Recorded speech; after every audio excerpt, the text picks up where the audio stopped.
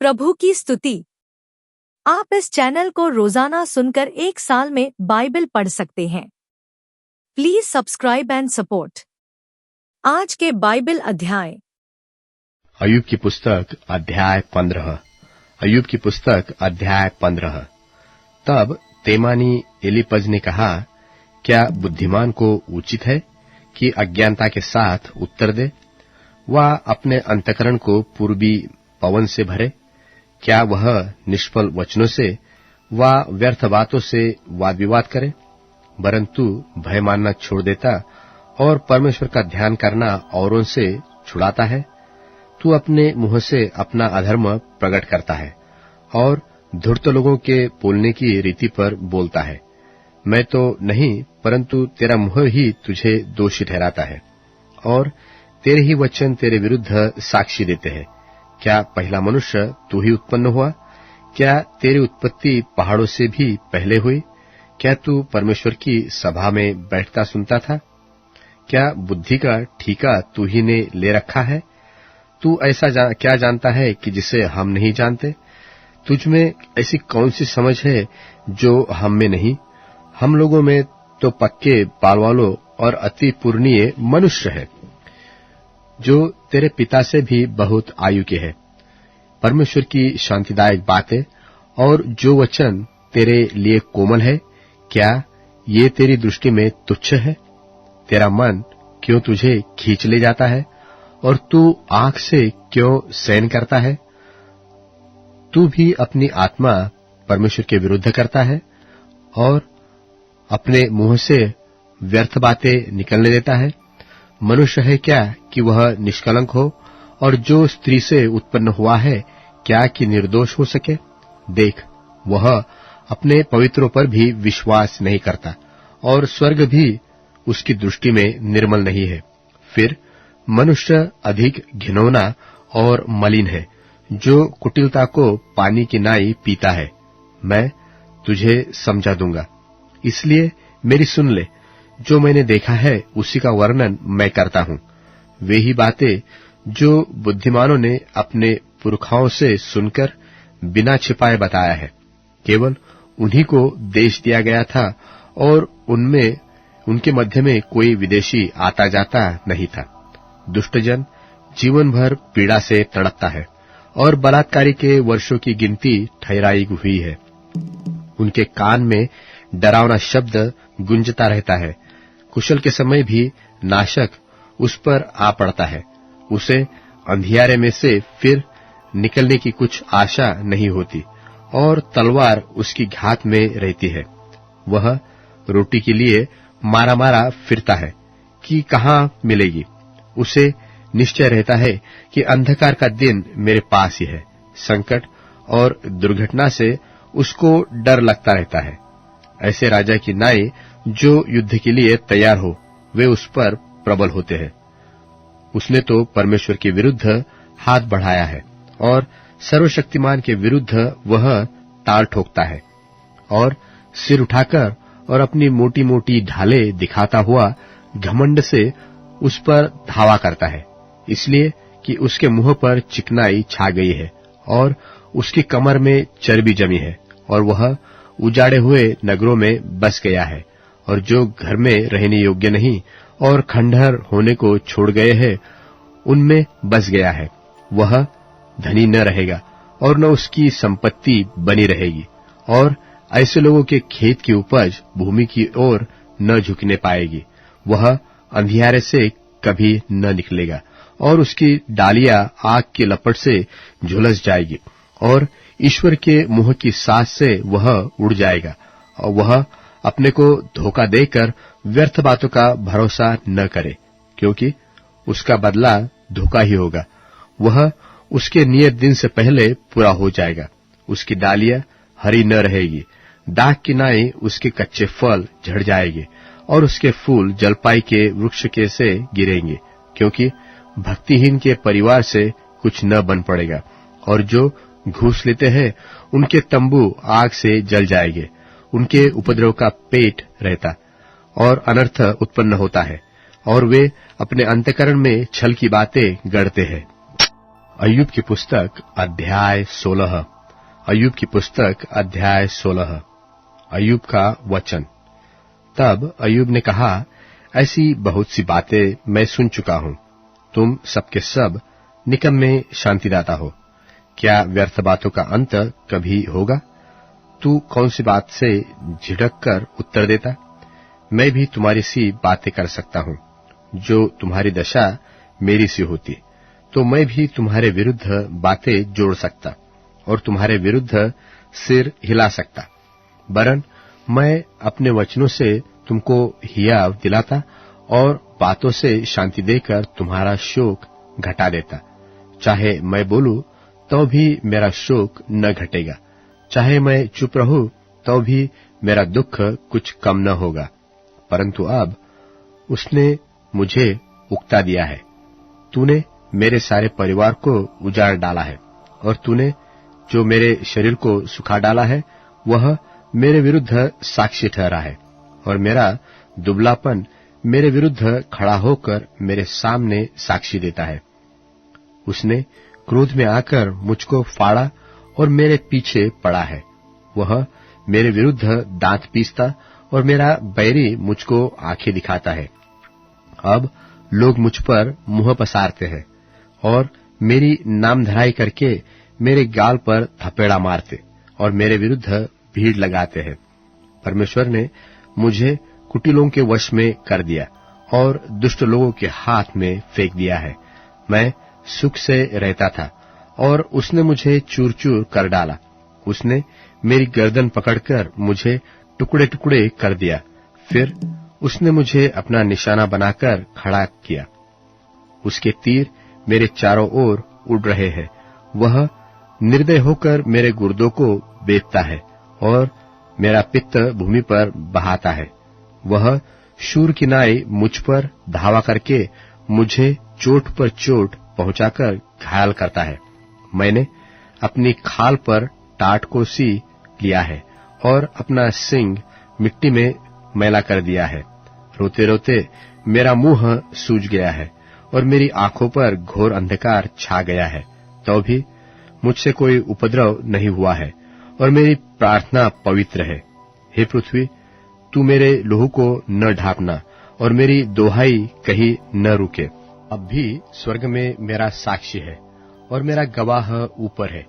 मेरे मित्र मुझसे घृणा करते हैं, परंतु मैं परमेश्वर के सामने आंसू बहाता हूं कि कोई परमेश्वर के विरुद्ध सज्जन का और आदमी का मुकदमा उसके पड़ोसी के विरुद्ध लड़े, क्योंकि थोड़े ही वर्षों के बीतने पर मैं उस मार्ग से चला जाऊंगा जिससे मैं फिर वापस न लौटूंगा। प्रेरितों के कामों का वर्णन 9वां अध्याय। और शाऊल जो अब तक प्रभु के चेलों को धमकाने और घात करने की धुन में था, महायाजक के पास गया और उससे दमिश्क की आराधनालयों के नाम पर इस अभिप्राय की चिट्ठियां मांगी कि क्या पुरुष क्या स्त्री जिन्हें वह इस पंथ पर पाए उन्हें बांधकर यरूशलेम में ले आए। परंतु चलते चलते जब वह दमिश्क के निकट पहुंचा तो एकाएक आकाश से उसके चारों ओर ज्योति चमकी और वह भूमि पर गिर पड़ा और यह शब्द सुना कि हे शाऊल, तू मुझे क्यों सताता है? उसने पूछा, हे प्रभु, तू कौन है? उसने कहा, मैं यीशु हूं जिसे तू सताता है। परंतु अब उठकर नगर में जा और जो तुझे करना है वह तुझसे कहा जाएगा। जो मनुष्य उसके साथ थे वे चुपचाप रह गए, क्योंकि शब्द सो सुनते थे परंतु किसी को देखते न थे। तब शाऊल भूमि पर से उठा, परंतु जब आंखें खोली तो उसे कुछ दिखाई न दिया और वे उसका हाथ पकड़ के दमिश्क में ले गए और वह 3 दिन तक न देख सका और न खाया और न पिया। दमिश्क में हनन्याह नाम एक चेला था। उससे प्रभु ने दर्शन में कहा, हे हनन्याह। उसने कहा, हाँ प्रभु।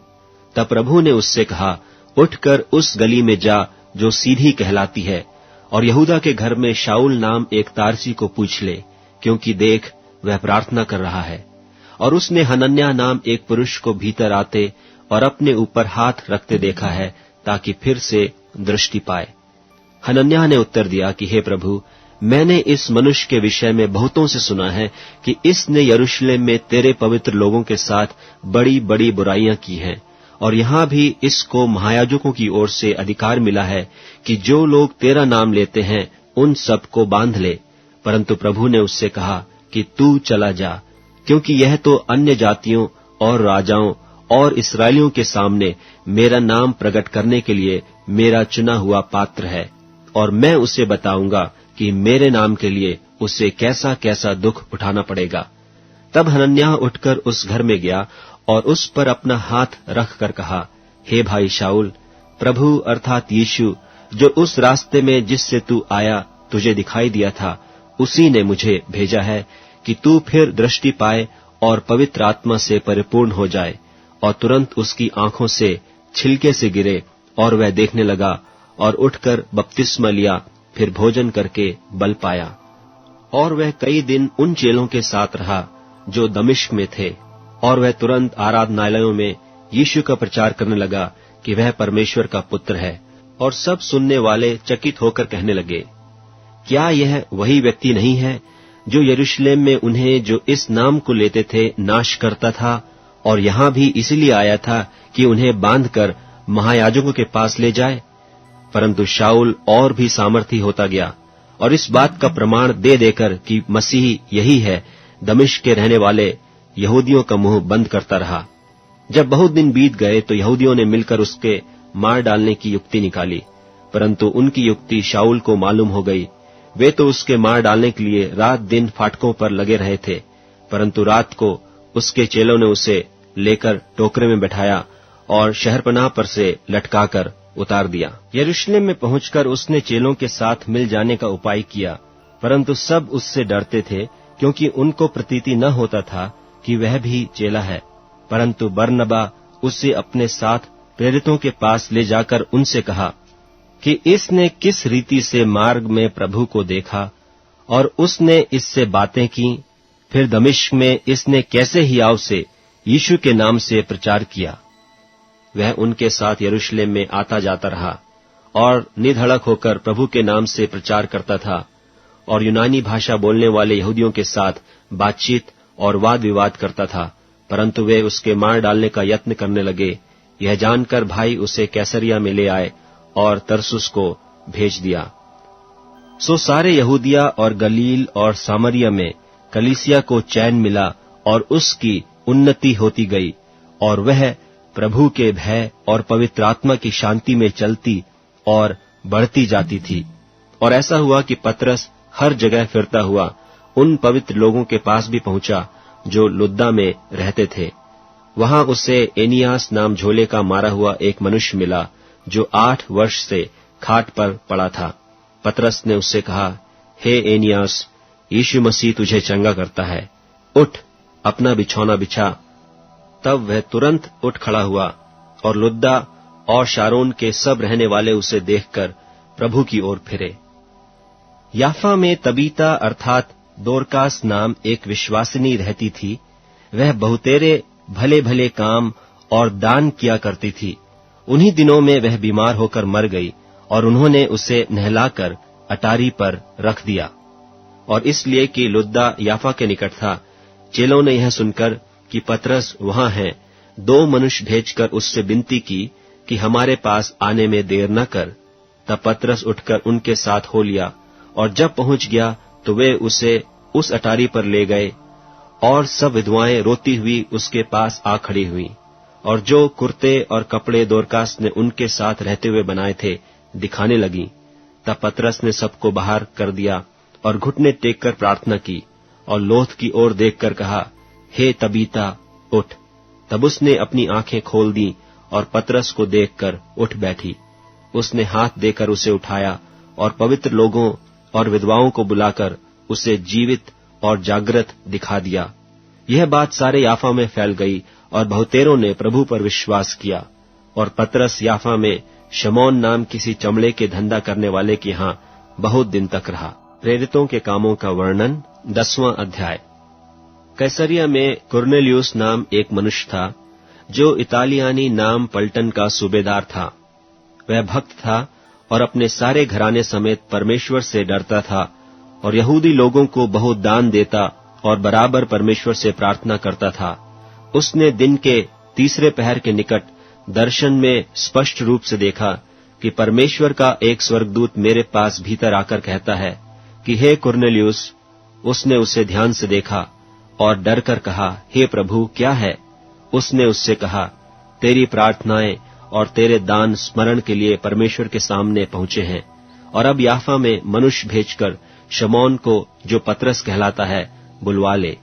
वह शमौन चमड़े के धंधा करने वाले के यहाँ पाहुन है, जिसका घर समुद्र के किनारे है। जब वह स्वर्गदूत जिसने उससे बातें की थीं चला गया, तो उसने 2 सेवक और जो उसके पास उपस्थित रहा करते थे, उनमें से एक भक्त सिपाही को बुलाया और उन्हें सब बातें बताकर याफा को भेजा। दूसरे दिन जब वे चलते चलते नगर के पास पहुंचे, तो 2 पहर के निकट पतरस कोठे पर प्रार्थना करने चढ़ा, और उसे भूख लगी और कुछ खाना चाहता था, परंतु जब वे तैयार कर रहे थे तो वह बेसुध हो गया।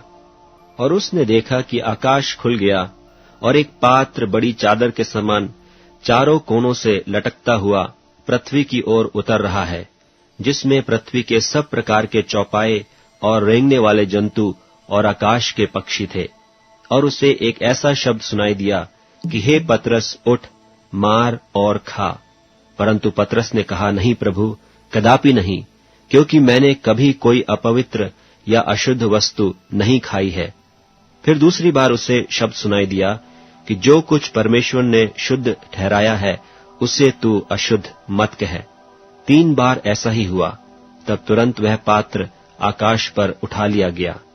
जब पतरस अपने मन में दुविधा कर रहा था कि यह दर्शन जो मैंने देखा क्या है, तो देखो, वे मनुष्य जिन्हें कुरनेलियुस ने भेजा था, शमौन के घर का पता लगाकर देवड़ी पर आ खड़े हुए और पुकार कर पूछने लगे, क्या शमौन जो पतरस कहलाता है यहीं पाहुन है? पतरस तो उस दर्शन पर सोच ही रहा था कि आत्मा ने उससे कहा, देख, 3 मनुष्य तेरी खोज में हैं, सो उठकर नीचे जा और बेखटके उनके साथ हो ले, क्योंकि मैं ही ने उन्हें भेजा है। तब पतरस ने उतरकर उन मनुष्यों से कहा, देखो, जिसकी खोज तुम कर रहे हो वह मैं ही हूं। तुम्हारे आने का क्या कारण है?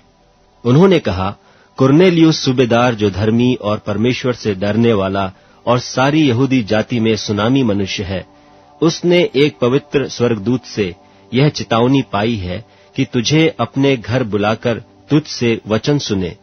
तब उसने उन्हें भीतर बुलाकर उनकी पहुनाई की, और दूसरे दिन वह उनके साथ गया और याफा के भाइयों में से कई उसके साथ हो लिए।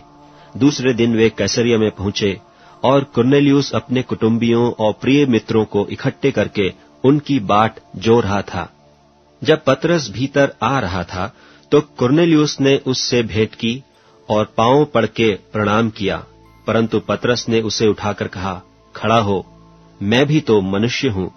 और उसके साथ बातचीत करता हुआ भीतर गया और बहुत से लोगों को इकट्ठे देखकर उनसे कहा, तुम जानते हो कि अन्य जाति की संगति करना या उसके यहाँ जाना यहूदी के लिए अधर्म है, परंतु परमेश्वर ने मुझे बताया है कि किसी मनुष्य को अपवित्र या अशुद्ध न कहूं।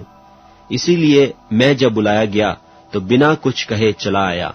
अब मैं पूछता हूं कि मुझे किस काम के लिए बुलाया गया है? कुरनेलियुस ने कहा कि इस घड़ी पूरे 4 दिन हुए कि मैं अपने घर में तीसरे पहर को प्रार्थना कर रहा था कि देखो, एक पुरुष चमकीला वस्त्र पहने हुए मेरे सामने आ खड़ा हुआ और कहने लगा, हे कुरनेलियुस, तेरी प्रार्थना सुन ली गई और तेरे दान परमेश्वर के सामने स्मरण किए गए हैं। इसलिए किसी को याफा भेजकर शमौन को, जो पतरस कहलाता है, बुला। वह समुद्र के किनारे शमौन चमड़े के धंधा करने वाले के घर में पाहुन है। तब मैंने तुरंत तेरे पास लोग भेजे और तूने भला किया जो आ गया। अब हम सब यहाँ परमेश्वर के सामने हैं, ताकि जो कुछ परमेश्वर ने तुझसे कहा है उसे सुने। तब पतरस ने मुंह खोलकर कहा, अब मुझे निश्चय हुआ कि परमेश्वर किसी का पक्ष नहीं करता, वरन हर जाति में जो उससे डरता और धर्म के काम करता है वह उसे भाता है। जो वचन उसने इस्राएलियों के पास भेजा, जबकि उसने यीशु मसीह के द्वारा, जो सबका प्रभु है, शांति का सुसमाचार सुनाया, वह बात तुम जानते हो जो यूहन्ना के बपतिस्मा के प्रचार के बाद गलील से आरंभ करके सारे यहूदिया में फैल गई, कि परमेश्वर ने किस रीति से यीशु नासरी को पवित्र आत्मा और सामर्थ्य से अभिषेक किया। वह भलाई करता और सबको जो शैतान के सताए हुए थे अच्छा करता फिरा, क्योंकि परमेश्वर उसके साथ था। और हम उन सब कामों के गवाह हैं जो उसने यहूदिया के देश और यरूशलेम में भी किए, और उन्होंने उसे काठ पर लटकाकर मार डाला। उसको परमेश्वर ने तीसरे दिन जिलाया और प्रकट भी कर दिया है, सब लोगों को नहीं वरन उन गवाहों को जिन्हें परमेश्वर ने पहले से चुन लिया था, अर्थात हमको, जिन्होंने उसके मरे हुओं में से जी उठने के बाद उसके साथ खाया पिया। और उसने हमें आज्ञा दी कि लोगों में प्रचार करो और गवाही दो कि यह वही है जिसे परमेश्वर ने जीवितों और मरे हुओं का न्यायी ठहराया है। उसकी सब भविष्यद्वक्ता गवाही देते हैं कि जो कोई उस पर विश्वास करेगा उसको उसके नाम के द्वारा पापों की क्षमा मिलेगी। पतरस ये बातें कह ही रहा था कि पवित्र आत्मा वचन के सब सुनने वालों पर उतर आया, और जितने खतना किए हुए विश्वासी पतरस के साथ आए थे वे सब चकित हुए कि अन्य जातियों पर भी पवित्र आत्मा का दान उंडेला गया है, क्योंकि उन्होंने उन्हें भांति भांति की भाषा बोलते और परमेश्वर की बड़ाई करते सुना। इस पर पतरस ने कहा, क्या कोई जल की रोक कर सकता है कि ये बपतिस्मा न पाएं जिन्होंने हमारी नाई पवित्र आत्मा पाया है? और उसने आज्ञा दी कि उन्हें यीशु मसीह के नाम में बपतिस्मा दिया जाए। तब उन्होंने उससे विनती की कि कुछ दिन हमारे साथ रहे। भजन संहिता अध्याय 36। भजन संहिता अध्याय 36। दुष्ट जन का अपराध मेरे हृदय के भीतर यह कहता है कि परमेश्वर का भय उसकी दृष्टि में नहीं है। वह अपने अधर्म के प्रकट होने और घृणित ठहरने के विषय अपने मन में चिकनी चुपड़ी बातें विचारता है। उसकी बातें अनर्थ और छल की है। उसने बुद्धि और भलाई के काम करने से हाथ उठाया है। वह अपने बिछौने पर पड़े पड़े अनर्थ की कल्पना करता है। वह अपने कुमार्ग पर दृढ़ता से बना रहता है। बुराई से वह हाथ नहीं उठाता। हे यहोवा, तेरी करुणा स्वर्ग में है, तेरी सच्चाई आकाशमंडल तक पहुंचती है। तेरा धर्म ऊंचे पर्वतों के समान है, तेरे नियम अथाह सागर ठहरे है। हे यहोवा, तू मनुष्य और पशु दोनों की रक्षा करता है। हे परमेश्वर, तेरी करुणा कैसी अनमोल है। मनुष्य तेरे पंखों के तले शरण लेते हैं। वे तेरे भवन के चिकने भोजन से तृप्त होंगे, और तू अपनी सुख की नदी से उन्हें पिलाएगा, क्योंकि जीवन का सोता तेरे ही पास है। तेरे प्रकाश के द्वारा हम प्रकाश पाएंगे। अपने जानने वालों पर करुणा करता रह, और अपने धर्म के काम सीधे मन वालों में करता रह। अहंकारी मुझ पर लात उठाने न पाए, और न दुष्ट अपने हाथ के बल से मुझे भगाने पाए। वहां अनर्थकारी गिर पड़े हैं, वे ढकेल दिए गए और फिर उठ न सकेंगे। अब Amazon music, tune in, Spotify और YouTube म्यूजिक में उपलब्ध है। Please follow it.